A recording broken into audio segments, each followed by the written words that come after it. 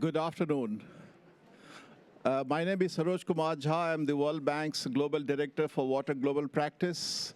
And on behalf of the IMF, Financial Times, and the World Bank Group, because that's a joint pavilion where you are sitting now, I want to welcome all of you to this perhaps the most stimulating session of this COP, which is to talk about fast-tracking water security and climate adaptation. And the focus is on fast-tracking, because business as usual will not work.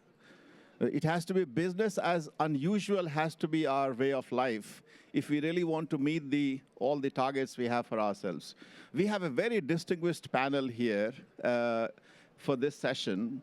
I will briefly introduce them, although they're all very well known in this COP, but also globally. But I will go in the order in which they're seated on the dais. First, on my immediate right is Ms. Aisha Al-Atiki, Mohammed bin Zayed Water Initiative Lead from United Arab Emirates. Welcome. Can we have a round of applause when I introduce my guests? Yeah. Energy, energy. Water is very thirsty of energy. Water takes a lot of energy, as we know. We have to fix the energy efficiency in water. Next, we have Ms. Nigar Arpa-Darai, the UN Climate Change High-Level Champion for COP29. And Nigar is also the Member of Parliament from Azerbaijan. So welcome.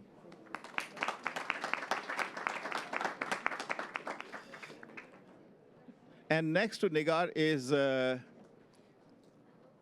Excellency Grace Fu, the Minister for Environment, but also Minister in charge of Trade Relations from the Republic of Singapore. And welcome, Minister. This is our second or the third session together on the Water Day. It just tells you how important is water for Singapore. And then last but not least, we are just joined by His Excellency Max Andrinida Fontaine, Minister of Environment, Republic of Madagascar. Welcome to the pavilion of the IMF, World Bank, and the Financial Times. So very quickly, a few words on the World Bank Group in the water space.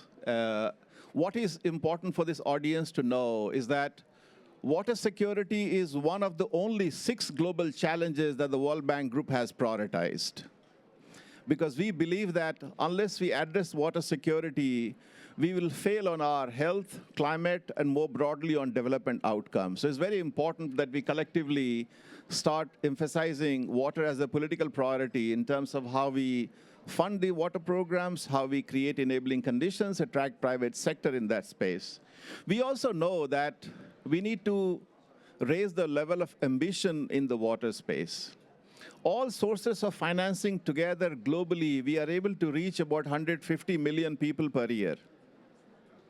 But we have close to 1.7 billion people without access to clean drinking water today. At this rate, many countries will reach water SDGs in the 22nd century.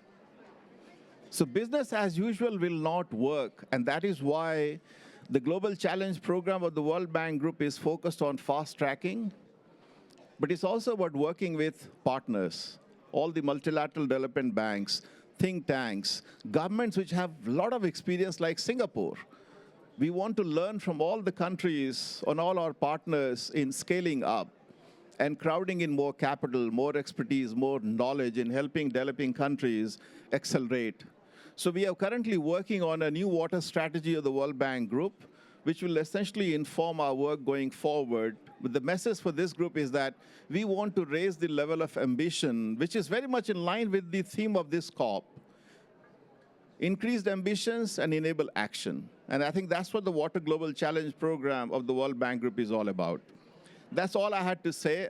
I will have a few questions for the panel later on. But I want to begin first with you, Nigar.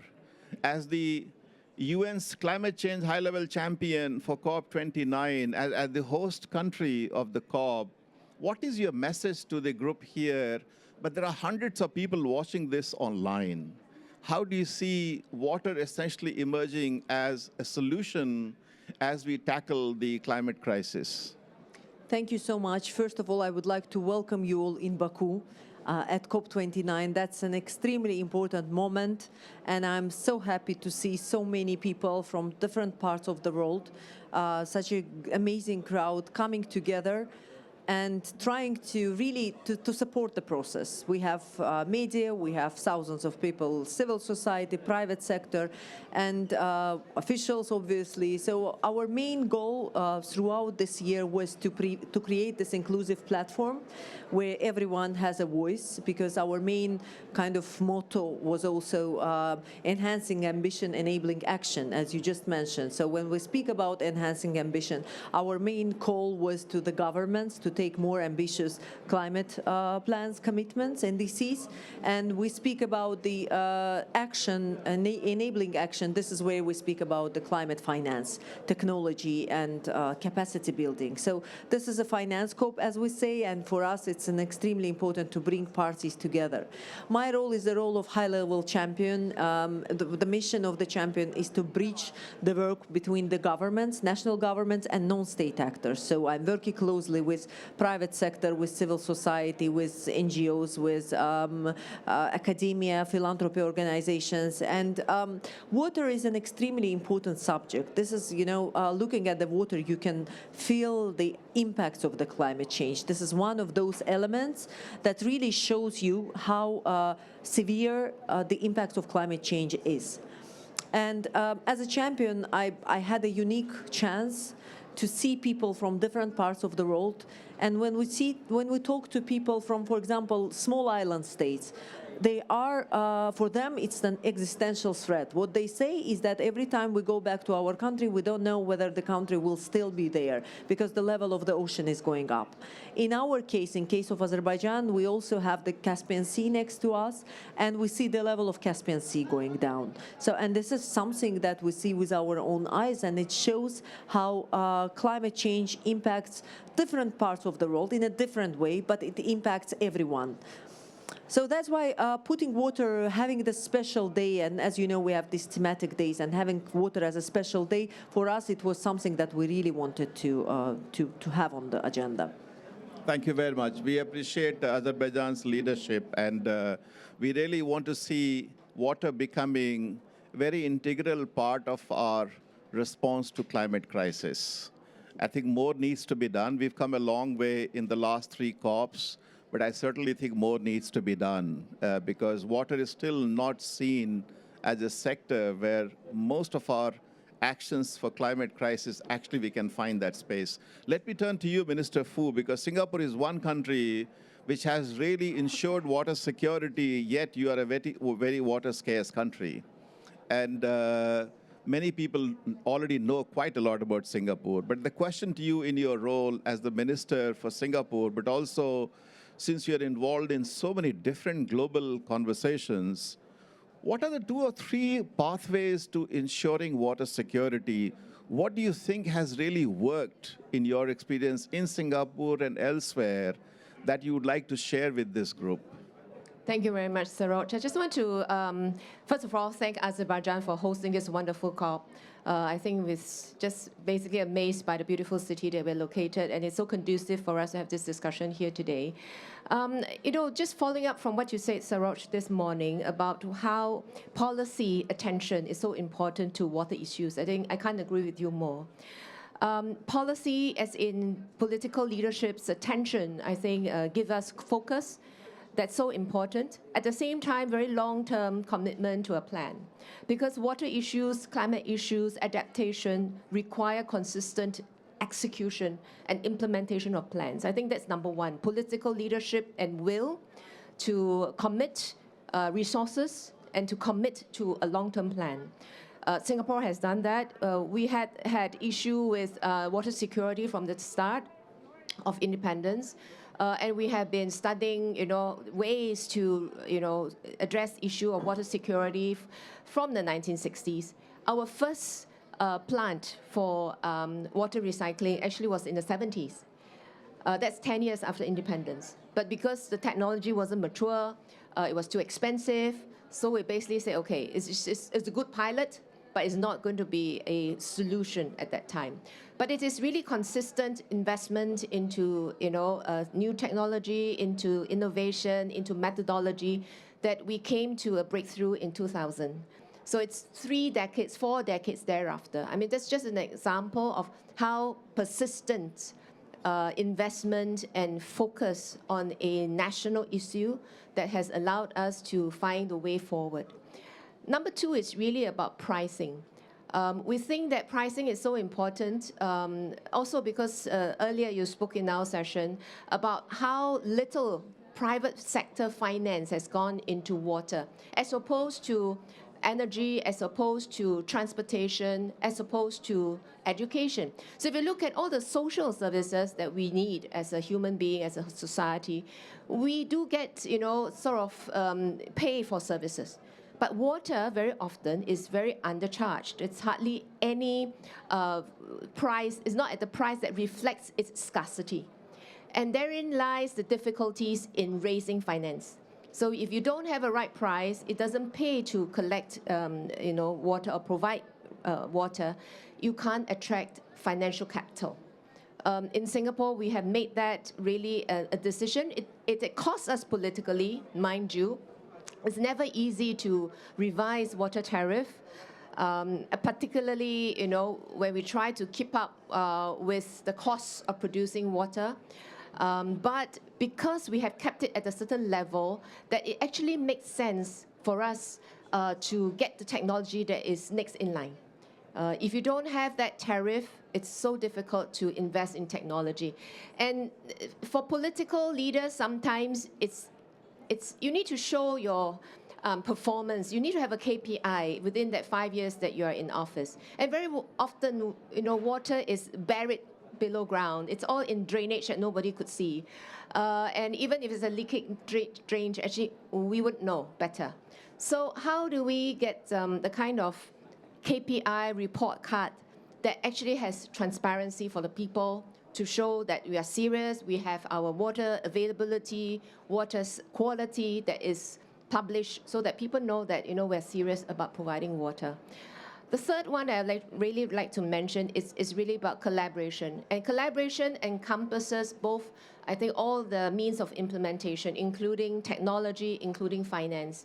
Singapore has relied heavily on international technology in the early days. Even now, we are working with, World Bank. We're working with other organizations, technology providers, to look at new solutions, also to look at new challenges. The new challenges that we are all facing, it's really climate change and climate impact. In Singapore, we have this issue with too much water, too little water, all coming at the same time. We are afraid about droughts because we don't have that much capacity to hold water in Singapore. We're a very small country, 730 square kilometers, depending on whether it's high tide or low tide, plus and minus 10 kilometers square. But at the same time, we have so much rain in the tropics. And increasingly, the rains, it's getting heavier, it's getting more intense. And we have seen the recent events that, it just pour. Because there's so much moisture in the air that actually climate change has caused us new challenges. And we are learning now from other countries, from other companies, how do they address issue about droughts, how do they address issue about coastal protection, and also flood prevention. Thank you, Minister Fu. And just for the benefit of everybody here, World Bank Group and the Government of Singapore, we have established a Singapore Water Center, which is to really draw on Singapore's very inspirational water journey and how countries can learn from Singapore, which is the entire ecosystem, not just the government, but academic institutions, think tanks, private sector. So please stay connected with us, and we can see how we can. We were discussing with Malaysian delegation just now, and we're talking about how much we can learn from Singapore, by the way. Next, I have Minister Fontaine, perhaps the youngest minister in this COP, am I right? I guess, maybe. Yes, minister at the age of 29, short of 30, birthday coming pretty soon. A round of applause for him. Thank you. If you read carefully, this session is about leaders' perspective. We don't have a water crisis. We have a leadership crisis in water. And this is why this session was labeled as leaders' perspective, because if the leaders get involved and demonstrate leadership, we can fix the water problem. So, Minister Fontaine, how are you? How have you been successful addressing some of the challenges in the water sector in Madagascar? Thank you very much. That's a really large question. I don't think we can say yet that we are successful, but at least the efforts are there, and I think never in the history of Madagascar has the government done so much efforts, not because we only want to do it, it's because we don't have choice anymore. The situation in Madagascar is a real paradox, because if we talk about fresh water, we should never have any water problem for the 10 future generations. We have like the second biggest freshwater resources in Africa after DRC. But the fact is that this water is not optimized yet. And exactly the same as in Singapore, in the same area, you can go through a drought of 3 years, and suddenly, in 10 days, huge inundation, huge floods that just destroy all the planting field, all the infrastructures. So water is not only an ally, it's something that you need to prepare, that you need to work with. If you talk about the cities, the main issue is the drinkable water, because our infrastructures are really, really old. So now with the World Bank support, the government of Madagascar is actually rebuilding huge infrastructures around the capital. The project is named the Tana Water Free. And for the rural regions, it's drinkable water, but also the multiple use of the water, because water is life, but not only for us to drink. Water is also needed for the livestock. Water is needed for health issues, for sanitary issues, for also we need water to produce energy. We need water to irrigate the field. And in all of these issues, in all of these sectors, we are facing big issues. If today we have big electricity problem, it's because our hydro dam power, the level is so low that we struggle to produce energy, you know. And today we are in November. It's not raining yet in Madagascar, where it should be raining since at least 2 months. And we didn't have even one drop of water this season, you know. So we need really to have this overview, this holistic approach, this 360 approach with the World Bank and many other partners. We are actually building the largest ever infrastructure of water, a pipeline that will come through the Anousi region in the southern part of the country. And it will bring water to all the 3 regions of Madagascar that have been really affected by this water scarcity. In 2021, the UN stated that it was the first famine caused due to the effect of the climate change in 2021. And today we are at COP 2024 and still talking about the same issues, but in Madagascar it's been many years that we know exactly the consequences of water scarcity due to climate change. That is the reason we invest so much national domestic resources, but we also call our partners to invest in this so important area. Thank you. Thank you. I'm so happy to hear this, Minister Fontaine. And a couple of years back, I was in Tana, and I visited some of the areas on the periphery to see the level of water supply and sanitation facilities. And I'm glad that you made it a priority. And I'm happy that we are part of this journey for Madagascar. Let me turn to United Arab Emirates, and particularly with a focus on Mohammed bin Zayed Water Initiative. I have come to know about this initiative in the last couple of months. We met a couple of times. What I find it interesting in the UAE's Mohammed bin Zayed Water Initiative model is that how do we get innovations in the water space to really make water more affordable, more energy efficient, more climate resilient solutions to developing countries. But what I'm interested to know from you as to what are the things you see working in terms of application of innovation in that space? Because you have a huge network of research organizations, startups, currently as part of that exercise. But Aisha, we would love to hear from you on this. Thank you so much, Sarooj. So, water scarcity is not a new challenge for the UAE. Our country is located in the heart of the most water scarce region in the world. And for centuries, our ancestors had relied on innovation and cooperation not only to survive, but to thrive in such a difficult climate conditions. And although the nature of innovation has changed over the last half century, the subject of innovation continues to be on the forefront of our agenda today. Today we have public-private stakeholders from the UAE already exploring different wide range of promising water technologies, from atmospheric water generation, nanotechnologies, smart water solutions, and the incorporation and integration of AI as well. Of course, the technology that we're most associated with is desalination, which provides around 40% of the country's water needs. From a technical perspective, desalination remains one of the most promising water solutions for water-scarce communities at a scale. So, but it obviously has its own limitations, and these include both the environmental concerns, but also the cost-related issues associated. But it is worth pointing out that we have been making progress on these two areas. The transition from thermal-based desalination to reverse osmosis desalination has been able to bring down the cost. The integration of renewable energy, and specifically solar energy, has improved the environmental impact. However, we've still got a long way to go. And while the cost of these technologies has been significantly reduced over the past 20 years, unfortunately, and reality is that these solutions are still not accessible to many of the low and middle income countries. And that is one of the focus of our first priority project. So the organization, the Mohammed bin Zayed Water Organization, was launched earlier this year with the vision of providing water, to making water more accessible, affordable, and sustainable for all. One of our first priority projects that we launched this March is the partnership with the X Prize Foundation on launching humanity's largest ever competition-based prize.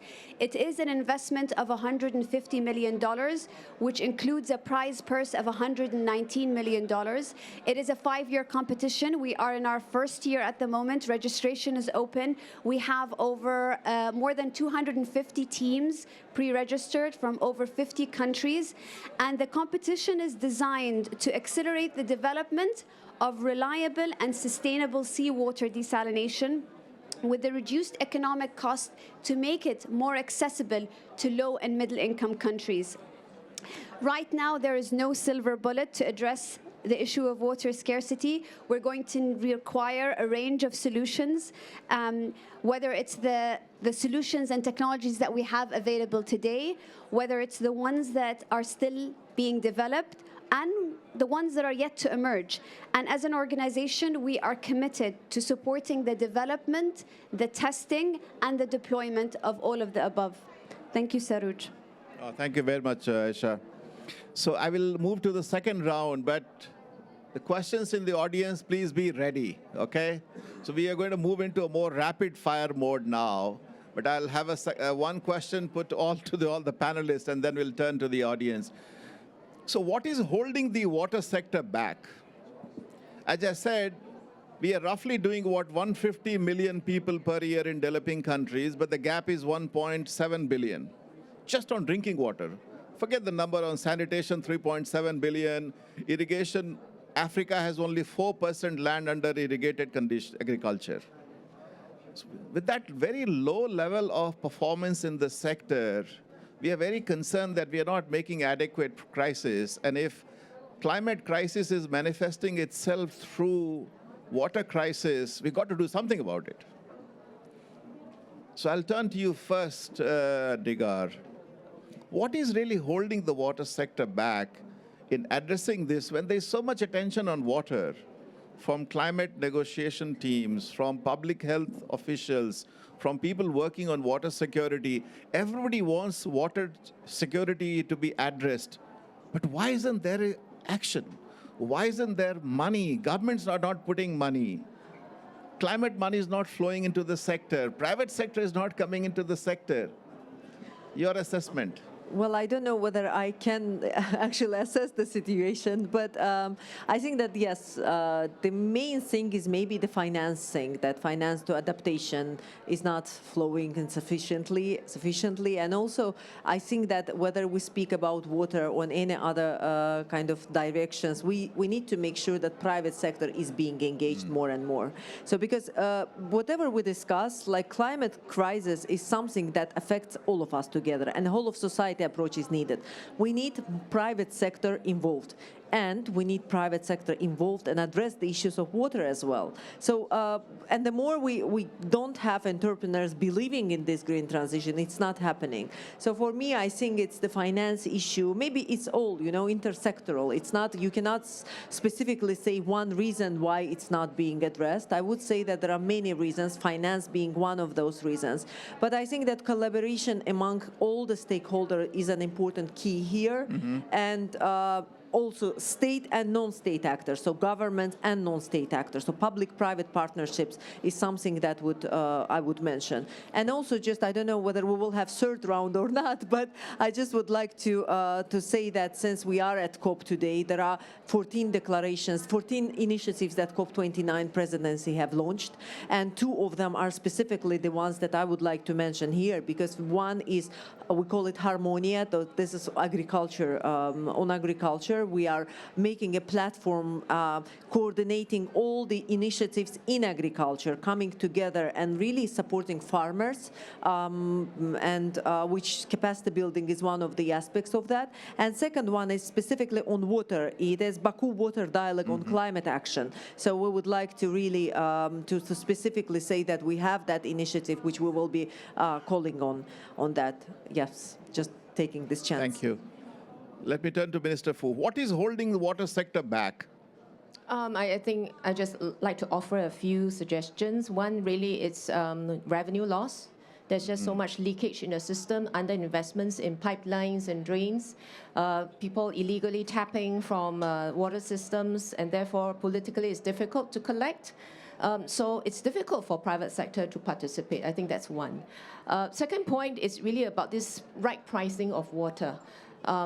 Because we often hear, this argument against pricing water as a basic human right, and therefore we shouldn't contemplate a price on water.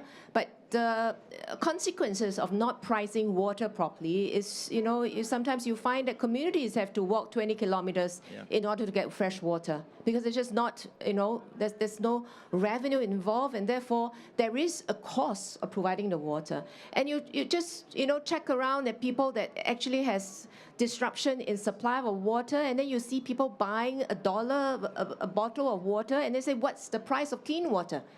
Huge in those circumstances. So I think we just need to really be quite rational about this, price water properly, collect them as much as we can, so that there's actually, proper allocation of water resources. Water has gone beyond, just basic needs. There are people who need lots of water to, fill up their swimming pool. Why should we allow them to have cheap water, for example? So if we have proper pricing of water with very targeted subsidies and financial assistance, social assistance for those low-income families, low-income communities, then I think, we can find a viable model for investments from private sector. We've seen that working, Saroj, in some society and some economies, where it's easier to have a tariff on industries. So it says industries, okay, because they are business, and therefore I should have a tariff on industrial use of water. Hey, there is, because there's a business case, and you see private investors into providing water, cleaning water, recycling used water from the industries.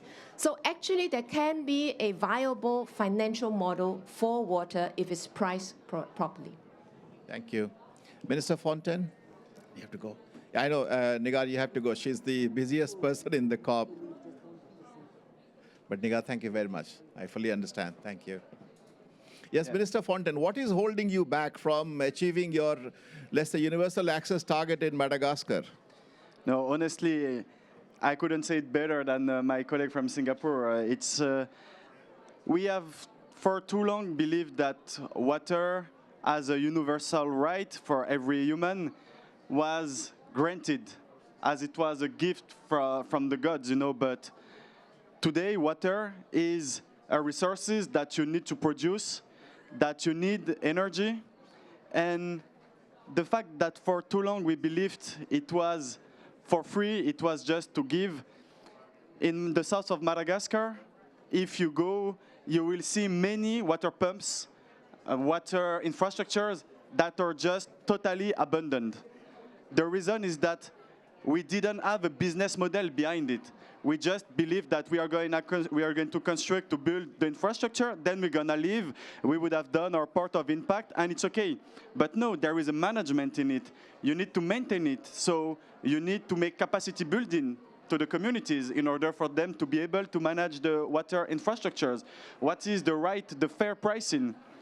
And to have that 360 vision of the water issues in Madagascar, now we talk about water resources integrated management. So it's not just infrastructure resource, there is a whole process behind it. There are many multiple use in it. We see it in the projects that we are doing with the World Bank, which is named MUNS in the south, where we provide these water infrastructures, but in a sustainable way, really well thinked. And I think these projects will be able to be sustainable, but still we call for the World Bank to keep working on us on the second phase of the project, because this is real impact and we cannot stop after the first phase. Thank you.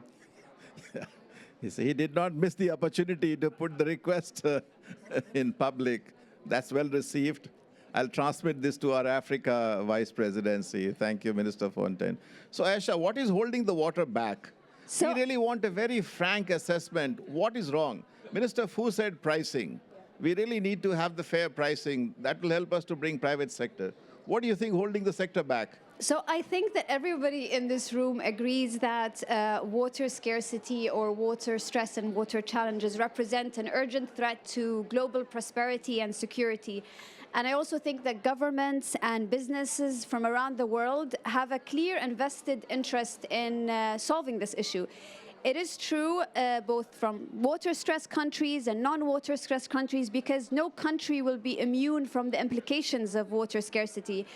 However, that's why I believe this is such an important question, because if we can see the scale and the urgency of this problem, and if we know what will happen if we don't address this problem, then we need to understand what is exactly holding us from really making a difference. So in September last year, the UAE Ministry of Foreign Affairs launched a publication, a discussion paper on the issue of water scarcity, which called for a more decisive, coordinated international response to addressing that issue. The analysis in that paper found that despite understanding the severity of the consequences of not addressing water scarcity, water does not receive the same level of public attention and financial investments as other comparable global risks. And to put that in another way, there is not an adequate understanding of the scale and urgency of the threat that it poses to the world, not just as an aspect of climate change, but as an issue of its own right. So there's also nowhere near enough investment being made to support innovation that is going to be required to unlock the new solutions we need. The Mohammed bin Zayed Water Initiative was established to help address some of these challenges. Now, the organization has three main focus areas. The first being accelerating innovation and incentivizing more innovation in the sector. If we look at the water sector, it has been quite stagnant if we compare it to the energy sector in terms of the technological breakthroughs. So how can we incentivize more breakthroughs in the water sector? Raising awareness is another issue, similar to the discussions we're having here, but also facilitating greater collaboration. And finally, empowering immediate action by ensuring that water solutions are accessible to water communities around the world where they're needed. So to be clear, we are under no illusion that just awareness and investment are going to be enough to solve the challenge. But we also believe that these are the two main factors that are actually holding us back, and we are very eager to be working with our global stakeholders and like-minded individuals and organizations to overcome that.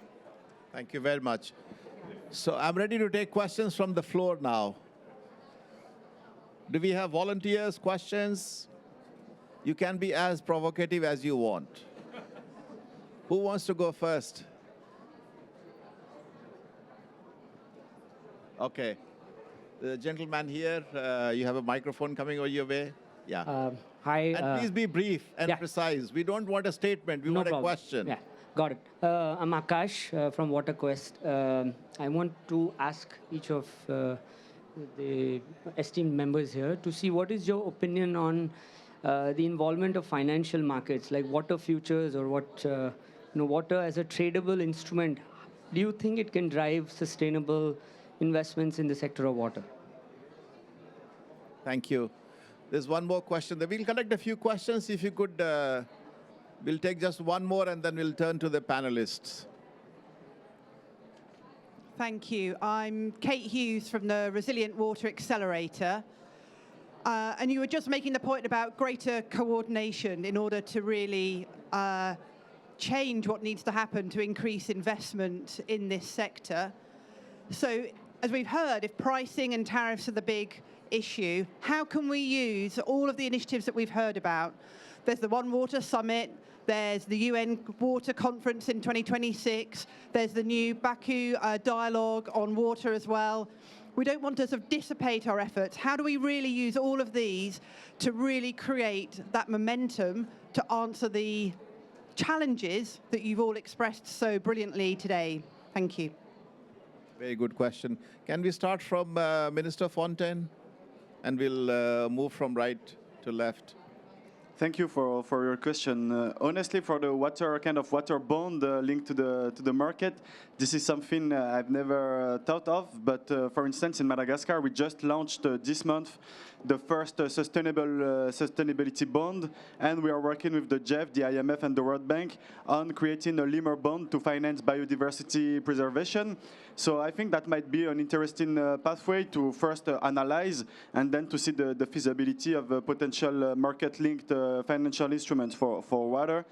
And for the momentum, I think the solution is not to only talk about these issues and to put the attention on them on summits and on events.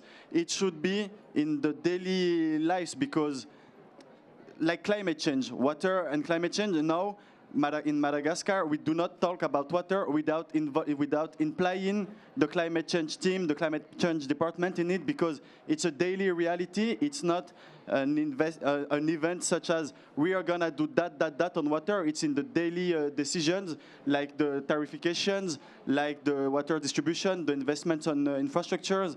So in Madagascar, we stopped to hope for coming events to solve these issues. We do our best to put our domestic resources. And of course, we enjoy these events to meet the partners again, to take part with the World Bank and other partners. But it's a daily effort that we really need to do. Thank you. Thank you. Minister Fu? Do we have is there a future for water futures? I think no. Because the price of water now is too varied.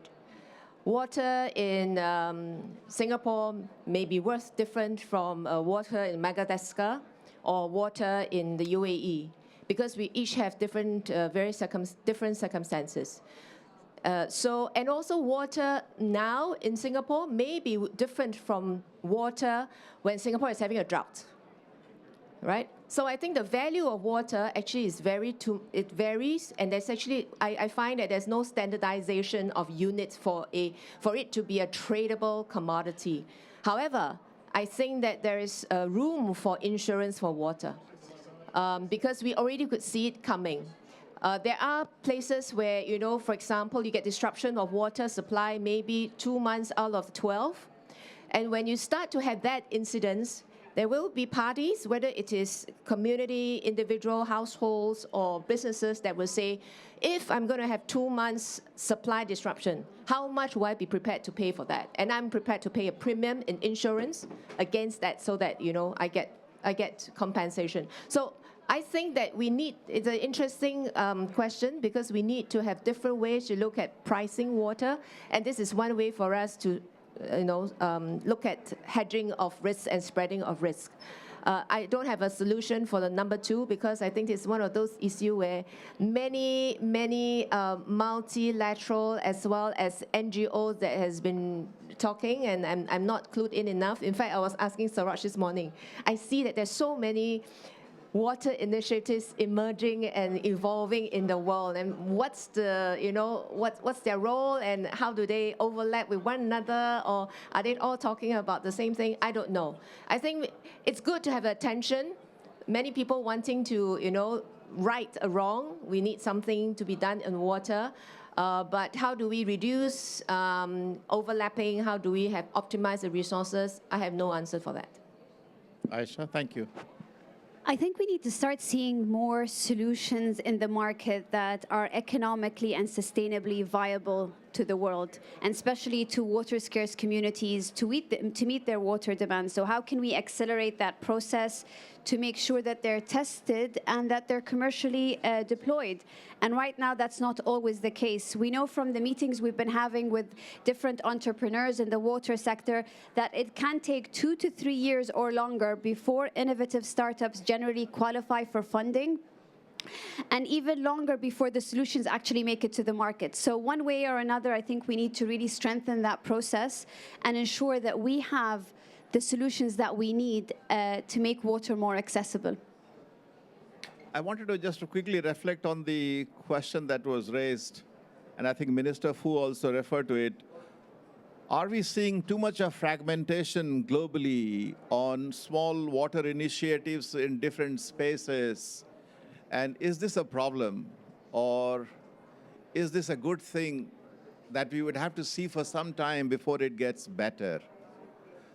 My view, having been in development for a very long time, this is how perhaps we as international community have found a way to harmonize the global issues over time. And one example I always give is from my previous work on disaster risk management, where there was too much fragmentation. We did not really know what are really talking about disaster risk reduction. We all had different understanding till the Sendai framework came in after the 2004 tsunami. So I think water also needs an organizing framework, which I have mentioned to our UAE colleagues yesterday. We got to really work towards one water framework. Today in this room, water means different things to different people. In multilateral development banks, forget governments, in multilateral development banks, the subject of water is managed by 5 different directors. It doesn't work. You got to really look at more harmonization, etc. And on the last question here on the water sector really needs to access the global liquidity we have, because without that, we can't solve the water problem. Water needs more than $1 trillion. If we rely only on public financing and private PPP type of standard projects, it will not work. We got to be able to use that money. And as our president likes to say, World Bank should stop lending, but should start leveraging. Whatever limited resources we have, we should use that to leverage more resources. Now, I'm being reminded that time is up. Thank you very much, everyone. But more importantly, to our very dear panelists for your time, for your interventions. I hope everybody found the discussion useful. Please go on our social media channels, including my own Twitter handle and Instagram, and post your comments, okay? Please stay connected. Thank you. Thank you.